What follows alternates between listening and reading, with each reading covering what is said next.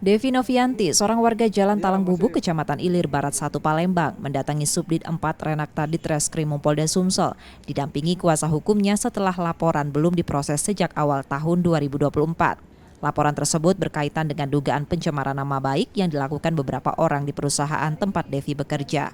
Kuasa hukum pelapor menjelaskan bahwa 2 orang yang menjabat sebagai direktur dan HR di perusahaan tersebut diduga telah memfitnah Devi dengan tuduhan intimidasi terhadap rekan kerja dalam proyek di Sungai Baung, Kabupaten Ogan Komering Ilir.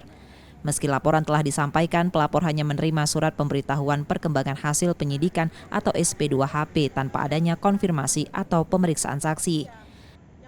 Ada laporan polisi.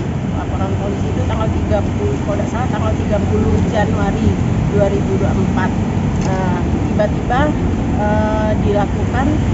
diberikan SP2HP dengan alasan tidak memenuhi unsur, belum memenuhi unsur.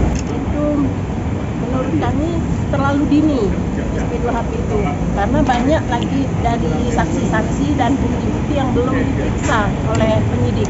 Itu terkait masalah